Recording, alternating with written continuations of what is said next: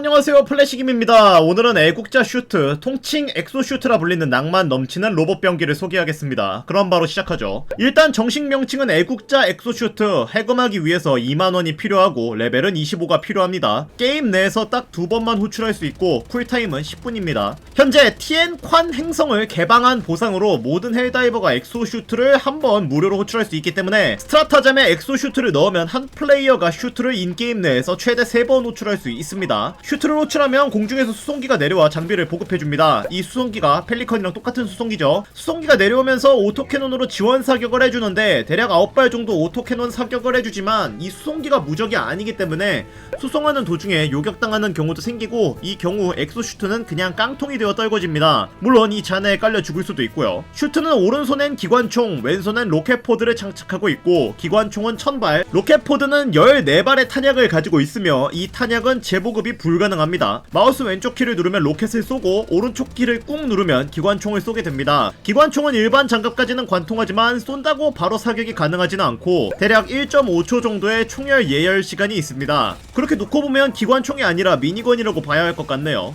실험 결과 이 기관총은 일반 장갑까지는 관통 가능하고 일반 강화 장갑부터는 관통이 불가능한 걸로 판명 났습니다. 그래서 오토마톤 스트라이더의 장갑은 기관총으로 뚫지 못해요. 장갑의 개념에 대해서는 제가 이전 영상에서 자세히 설명을 드렸으니 장갑 관련된 내용은 위 영상을 참고해 주시길 바랍니다. 로켓의 경우는 왼쪽 팔에서 나가는데요, 이 때문에 엄폐하면서 쏘는 게 상당히 힘듭니다. 왜냐면 시점 특성상 왼쪽에 벽을 두고 엄폐하면서 쏴야 하는데 이 경우 로켓이 발사되자마자 벽에 부딪히거든요. 로켓을 쏘려면 대놓고 밖에서 쏴야 합니다. 이것 때문에 대오토마톤전에서 엑소슈트가 사용하기가 힘들어요. 로켓은 일직선으로 거의 끝까지 날아가지만 날아가는 속도가 빠르지 않기 때문에 어느 정도 예측적인 사격이 필요합니다. 로켓의 공격력은 매우 강력해서 타이탄의 경우 머리에 직격으로 맞추면 두세 방에 보낼 수 있고, 차저의 경우도 다리 껍질을 한 방에 벗겨버릴 수 있습니다.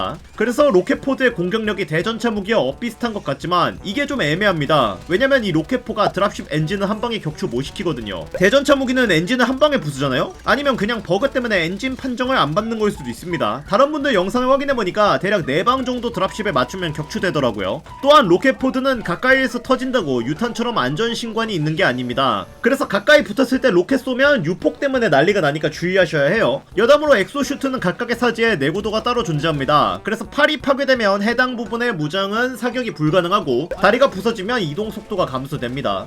진짜 메탈 슬러그네요, 이런 면에서 보면. F키를 누르면 밟는 동작을 할 수 있는데 생각보다 후데일레이가 긴 편이지만 데미지가 굉장히 강력합니다. 그 강력한 차저조차 두 방에 골로 보내버릴 수 있고, 이 밟기로 벌레굴도 부셔버릴 수 있다고 하네요. 다만 어느 정도 데미지를 입으면 이 밟기가 고장나기 때문에 실전성 있게 사용하긴 어려운 편입니다. 근데 솔직히 이 덩치가 벌레굴 밟고 지나가면 부서져야 하는 거 아닙니까? 밟는 동작 필요 없이?